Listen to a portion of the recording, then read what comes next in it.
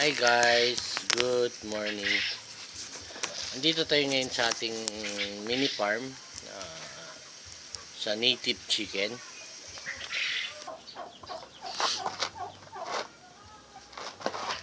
Hi guys, mga dapat tandaan bago mangitlog yung ating mga inahing manok. You must need the preparation for the nest because our chicken, if the nests are only few box you prepare, then your hens was already more than 20 heads. The problem is when the hens go inside the nest, then another one want to lay egg, they will break the egg inside the box. Now the problem is here in our chicken farm, we have a lot of chicken. This is the problem when our chicken more than 25 hens, and the problem is when they will lay the egg everywhere. Some nests they have 3 or 4 hens.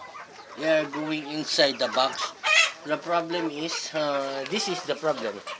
You see guys, this one, they are already mixed their egg. I think here, they lay egg, it's 4 hens. And also, they have also turkey inside here. This one, this is the egg of turkey. You see that? They have spotted. You see how many egg inside here? It's more than 30 egg inside. This is the problem guys. Now if you want to be successful in our chicken farming, you must prepare the nest before they lay egg.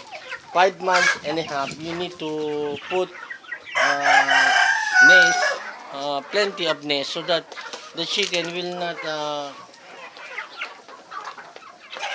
go inside the nest. Then they are fighting for laying the egg. Now here we have a turkey, and also they have inside egg. They have also lay egg here for the chicken egg inside. This is the problem guys. And another one we have there.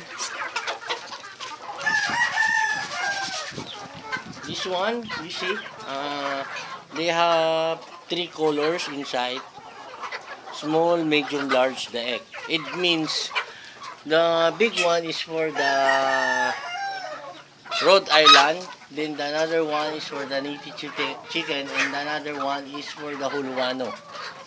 And here I put one, and here they have also incubating his egg. Here I think they have 3 hens also lay egg. And the problem here, if they will incubate the egg, you see, they have another one go inside guys, another color. Before another one, this one was there inside the laying cage. Now another one, the yellow one. This is what the problem.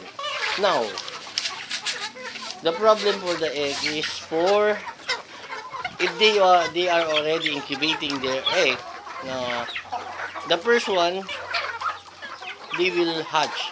The another one it will come late hatching, and the another one is they will only damage because some egg they cannot accommodate for incubating the hens.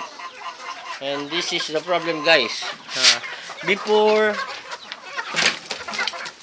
the hens will lay egg, must be prepared plenty of boxes so that the the chicken hens will not fighting for the laying box. Okay?